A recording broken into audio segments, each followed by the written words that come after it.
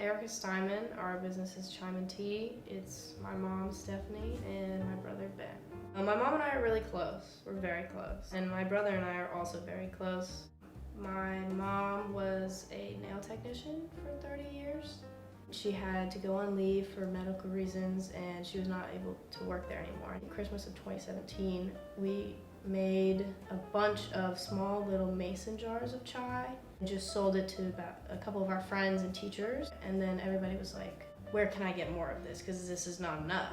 And my mom was looking for income at the time and she was like, well, I mean, I can make you some more. We realized that it had potential to be a real business. My mom took a business course at the Chattanooga Incubator and basically they just taught her the ins and outs of business and how to run it. For the first year or so, I just helped her 24/7 pretty much. I had other jobs at the time. I worked at Publix and I dog sat for a lot of people around my neighborhood. The second year, it became about a part-time job. I'd say after year 3, it became my full-time job. I quit working at Publix. I still dog sit sometimes on the side, but it's my full-time job now. Honestly, the biggest challenge has been just having the two of us.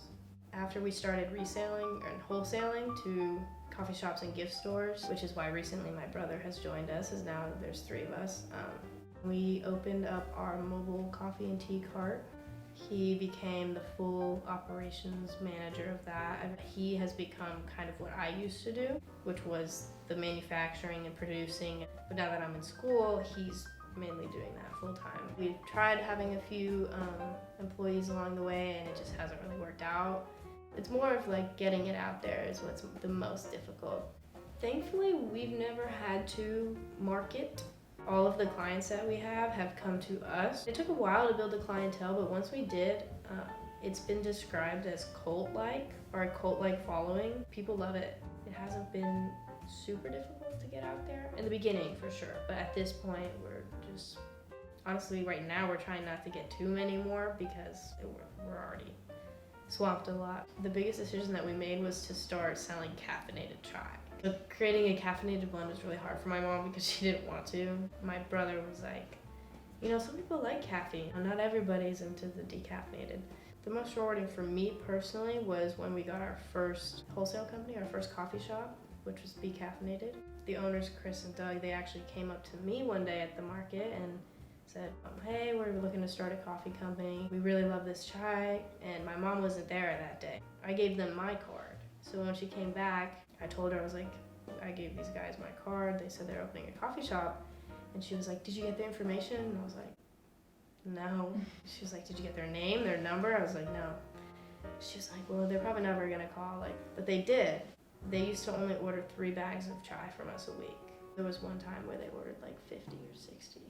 So seeing that progression, that for me, is very rewarding. To see them grow and to see them help us grow, going from one market every once in a while to every single day, basically 9 to 5, making chai and selling chai, breathing chai. How much we've grown is what is most rewarding for me personally. The community at the market is really fun. Every Sunday, people play music obviously, but there's one guy who sells soap. He's right near our booth and he has a big speaker and it's super loud all day and he plays great music. Everybody loves it. Every single Sunday, without fail, he plays the Cupid Shuffle. And all the market vendors come out of their booths and they all do the Cupid Shuffle in front of his booth every single week. It's usually towards the end of the day, when everybody's really tired and really wants to go home, and then everybody rallies to do the Cupid Shuffle, and I think that's really fun. For the most part, people are pretty nice. There was one time where we handed this elderly lady a cup of chai. I didn't see this happen, but my mom said, be careful, it's very hot. She said, okay, thank you so much, I will. It spilled all over her hand. And apparently she came over and was cussing out my mom. And I didn't even notice it was happening because I was helping another customer.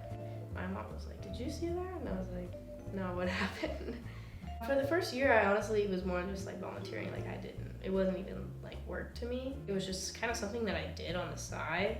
I think when we first got our first coffee shop was when I kind of realized that this was for real. For a long time, it was just I wanted to do it to help my mom. Soon it became something that I also cared about. I just make chai and sell chai.